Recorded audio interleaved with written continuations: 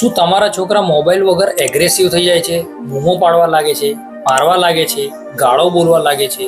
આ બધાનું એક જ કારણ છે કે મોબાઈલનો ફાસ્ટ કન્ટેન્ટ આપણા બ્રેઇનમાં ડોપામાઇન રિલીઝ કરે છે અને એ એક જાતનો રિવોર્ડ સિસ્ટમ છે. જ્યારે પણ આપણે આપણા બાળકો જોડેથી મોબાઈલ લઈ લઈએ છીએ, ખેંચી લઈએ છીએ, ત્યારે આ રિવોર્ડ મગજને મળતો નથી અને તેના લીધે એ ફ્રસ્ટ્રેશનમાં ક્રિએટ થાય છે અને એ ફ્રસ્ટ્રેશન એગ્રેસિવનેસ, ચીડિયો સ્વભાવ એમાં બદલાઈ જાય છે.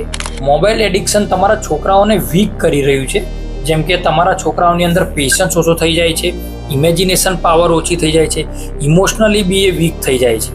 હવે તમારો પ્રશ્ન એ હશે કે સાહેબ હવે કરીએ શું? ઓલરેડી તમારું બાળક બગડી ગયું છે, આ તમે કીધું એ બધી વાત બરાબર છે, પણ હવે સુધારવું કઈ રીતે? તો આપણે પહેલાં તો લઈ લઈએ કે એનો પહેલાં તરત ફોન ના બંધ કરશો. પહેલાં તો એને સ્ક્રીન ટાઈમ ઓછો કરો, એને એક સ્પેસિફિક ટાઈમ આપો કે ભાઈ આટલા ટાઈમ તારે યુઝ કરવાનું છે.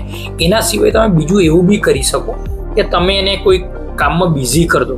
જેમ કે એને શીખવાડો, કંઈક પેઇન્ટિંગનું શીખવાડો, કાં તો તમે એની જોડે વાર્તા કે એવી રીતે કરો.